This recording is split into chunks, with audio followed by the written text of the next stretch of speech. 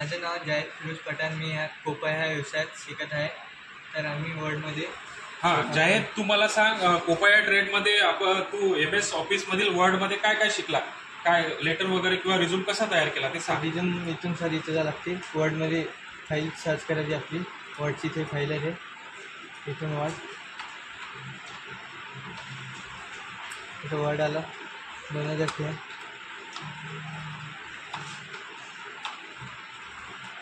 Word घ्यायचा आणि याच्यामध्ये तू रिझ्यूम कसा बनवला? काय काय केलं?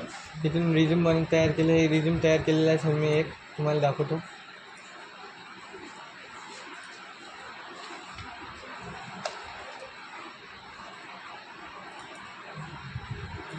हे केलं एक. आता रिझ्यूम तयार करत असताना काय पेज सेटअप कसं केलं? बॉर्डर वगैरे कशी घेतली? फोटो कसा इन्सर्ट केला? फोटो इथून इन्सर्ट केलेला आहे सर मी. इन्सर्टमधून इथं आलं. पिक्चर्समधून एक ऑप्शन येते. इथून हे आपलं इथून आपल्या फोल्डरमध्ये पहिले फोटो पाहिजे नाही. ते फोटो घ्यायचा. इथं माझ्या याच्यात इथं आहे फोटो. डेस्कटॉपमध्ये माझा फोटो आहे. व्हिडिओ पिक्चर्समध्ये आहे. इथून हे केलं. इथून इन्सर्ट करून टाकलं. असं इन्सर्ट करू शकतो आपण.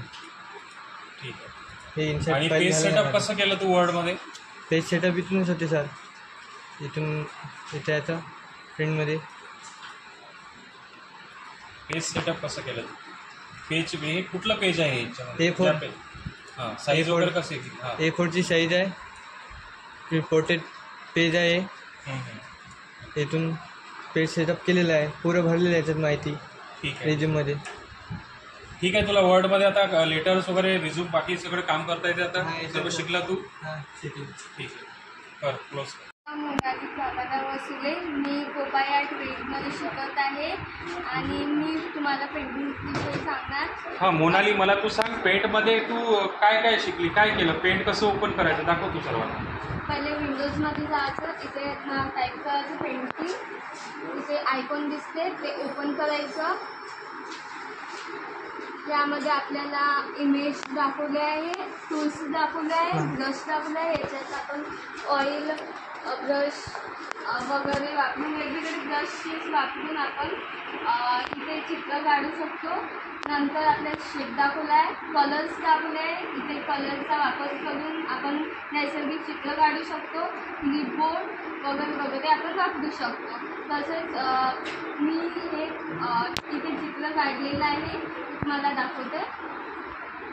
हे एक नैसर्गिक चित्र काढलेलं आहे आणि नैसर्गिक चित्र काढले यामध्ये आपण फोल्डर्स बनवू शकतो. त्यामध्ये हे फाईल सेव्ह करू शकतो. हे असे फोल्डर्स बनते.